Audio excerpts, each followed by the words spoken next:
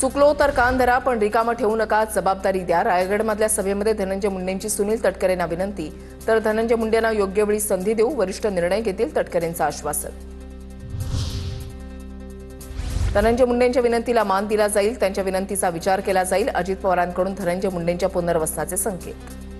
मुंडे यांच्याकडनं तटकरेंना विनंती केली गेलेली आहे की मला कुठे काम द्यावं, काहीतरी जबाबदारी द्यावी, अशा प्रकारे मागणी केली आहे। त्यांच्या विनंतीचा मान केला जाईल, सूचनांचं पालन केलं जाईल।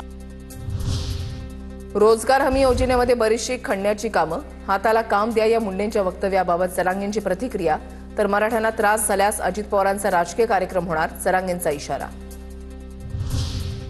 मुंडेंच्या मागणीबाबत पक्ष विचार करेल, तोपर्यंत स्वर्गीय गोपीनाथराव मुंडेंच्या ओबीसी आरक्षणाबाबतच्या कामामध्ये सहभागी व्हावं, भुजबळांची प्रतिक्रिया।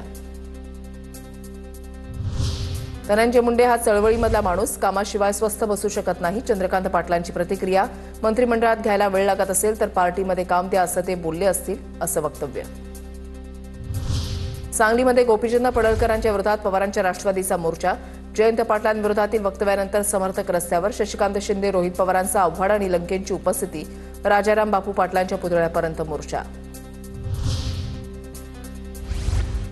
महबूब शेख यांच्याकडून गोपीचंद पडळकरांचा कुत्रा असा उल्लेख, हॉटेल सोनू त्याच्यानंतर महेंद्र पंचरत्नचा डेटा काढायला लावू नका, शेख यांची पडळकरांना धमकी।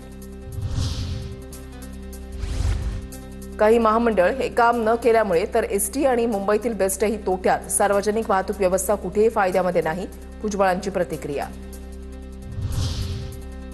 महामंडळ नाही तर सरकारच तोट्यात, जातींच्या नावासाठी महामंडळ उघडली, सरकारला ओव्हरड्राफ्ट करून कर्मचाऱ्यांचे पैसे द्यावे लागतात, नाना पटोलेंची टीका।